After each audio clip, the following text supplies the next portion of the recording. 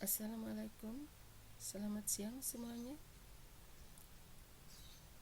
Pada kesempatan ini kita akan pelajari hidrolisis garam dalam air. Reaksi asam dengan basa membentuk garam dan air. Reaksi ini disebut juga dengan reaksi penetralan. Tetapi pada kenyataannya, tidak semua garam itu bersifat netral. Untuk lebih memahami sifat dari beberapa macam garam, perhatikan animasi ini.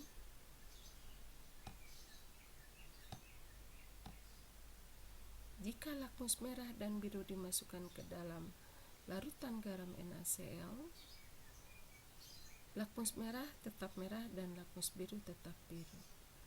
Tetapi jika lakmus merah dan biru dimasukkan ke dalam larutan garam NH4Cl, lakmus merah tetap merah, lakmus biru menjadi merah. Sedangkan kalau lakmus merah dan biru dimasukkan ke dalam larutan garam NaCH3COO, lakmus merah menjadi biru dan lakmus biru tetap biru.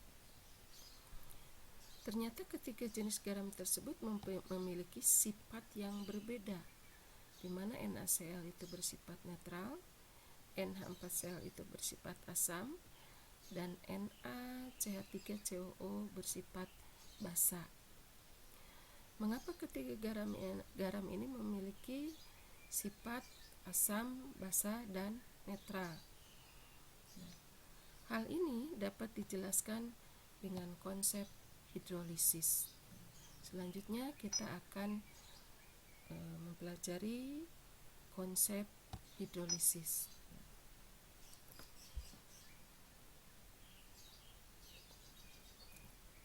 Garam adalah termasuk elektrolit kuat. Jika garam dilarutkan dalam air akan mengalami penguraian menjadi kation dan anionnya. Untuk beberapa kasus, ion-ion tersebut merupakan asam atau basa bronzed-telluri yang lemah. Reaksi antara ion-ion tersebut dengan air dapat membentuk ion H3O positif ataupun OH-. Disebut reaksi hidrolisis. Hidro itu dari kata air, sedangkan lisis artinya penguraian. Perhatikan animasi ini. Garam amonium klorida jika dimasukkan dalam air ternyata dapat memberikan ion H3O positif, Cl- dan NH4 positif. Hal ini menjelaskan bahwa garam NH4Cl ini bersifat asam karena mengandung ion H3O positif.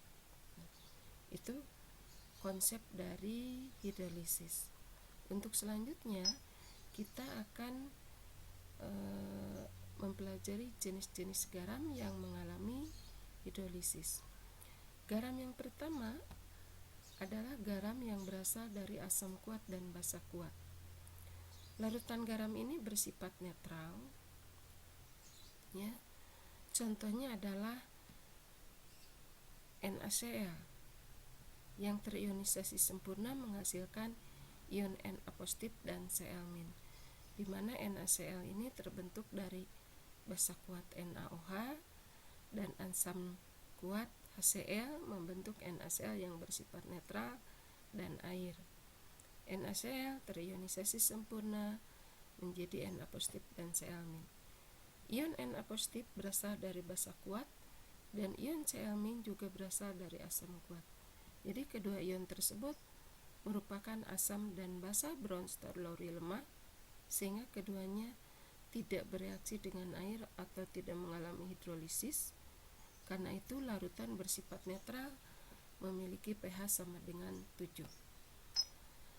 Jenis garam yang kedua adalah garam yang berasal dari asam kuat dan basa lemah. Larutan garam yang berasal dari asam kuat dan basa lemah ini akan bersifat asam. Contohnya adalah amonium klorida. Amonium klorida terbentuk dari reaksi amonia yang merupakan basa lemah dan HCl, asam kuat, membentuk NH4Cl yang bersifat asam. NH4Cl terionisasi sempurna menjadi NH4 positif dan Cl-. Di sini ion negatifnya tidak terketik ya, mohon maaf. Ion Cl- berasal dari asam kuat, jadi merupakan merupakan basa Bronsted-Lowry lemah sehingga tidak bereaksi dengan air atau tidak mampu menarik ion H positif.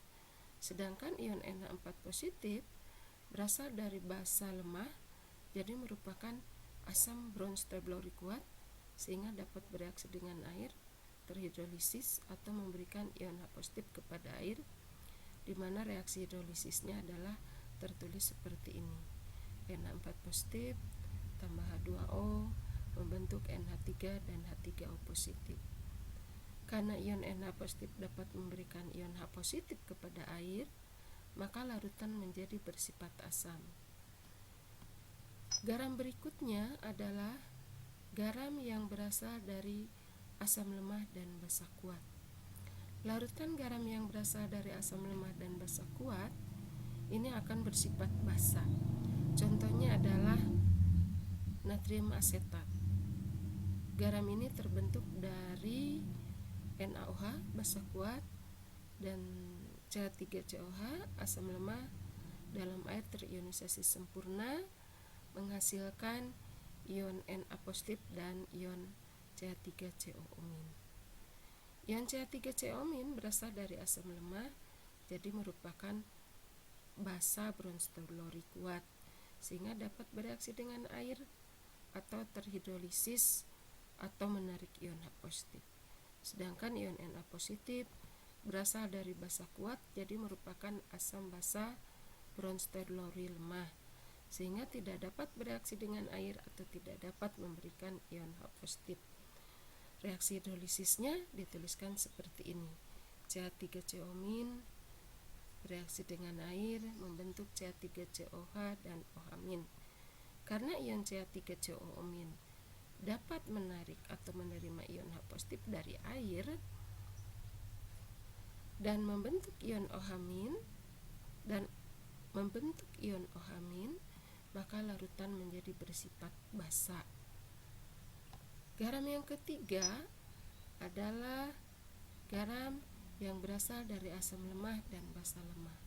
Larutan garam yang berasal dari asam lemah dan basa lemah ini bisa bersifat asam, basa ataupun netral, bergantung pada kekuatan relatif asam atau basa dari garam yang terbentuk. Untuk jenis garam ini, baik kation maupun anion dapat bereaksi dengan air, terhidrolisis, maka garam ini dikatakan dapat mengalami hidrolisis total. Contohnya adalah amonium asetat, garam amonium asetat.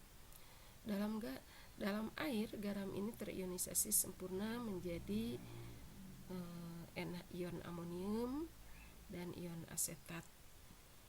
Ion amonium dapat bereaksi dengan air atau dikatakan mengalami hidrolisis menghasilkan NH3 dan H3O positif, dan ion CH3COO- juga mengalami hidrolisis menghasilkan CH3COH dan OH-. Sifat dari larutan garam ini bergantung pada kekuatan relatif asam dan basa yang bersangkutan, yaitu harga Ka dan Kb.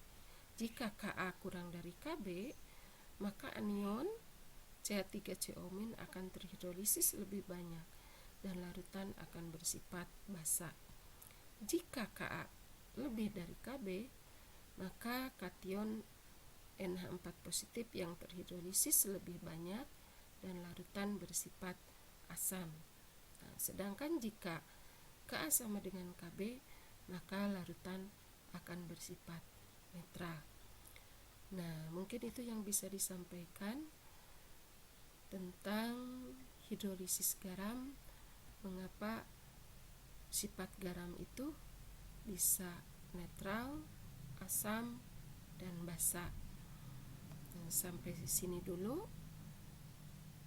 Sekian, terima kasih. Wassalamualaikum